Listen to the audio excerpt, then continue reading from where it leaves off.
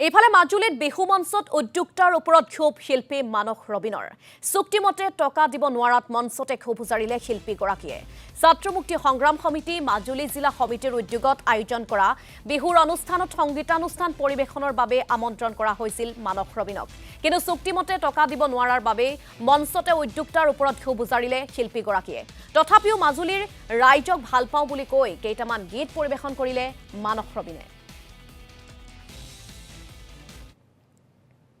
মোক আমন্ত্ৰণ জনাইছিলে এটা চুক্তি কৰি চুক্তিটাকো মই নকৰো কাৰণ কেলে মোৰ ব্যস্ততা বেলেগ কোনোবা মানুহে কথা পাতিছে কথা মৰ্মে আমি আহিছিলো আৰু তেখেতসকলে যিটো চুক্তি কৰিছিলে সেই চুক্তিটো ৰূপায়ণ কৰিব পৰা নাই মাজুলীক খুব ভাল পাওঁ মাজুলীৰ এজনী ছোৱালীয়ে দুখ পালে লিখা মানুহ মই গতিকে তোমালোকে বেছি হেৰি নকৰিবা এতিয়া কথাটো হ'ল কি আমি যিহেতু গান গাওঁ মই অকলে গান নাগাওঁ মোৰ লগত ঢেৰ বাদ্যযন্ত্ৰী আহে এই মস্ত এটা সাউণ্ড সিস্টেম লগাইছিলে দেখিছা এইটো ভাড়া কিমান হ'ব গম পাইছা গতিকে যথেষ্ট টকা পইচা খৰচ হ'ল গতিকে টকা পইচা নোপোৱাকে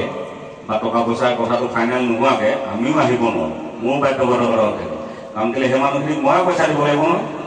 মানে এডভান্সটো আজি দিম কালি দিম আজি দিম কালি দিম কৰি আছিলে শেষ মমেণ্টত ক'লে যে আপুনি আহক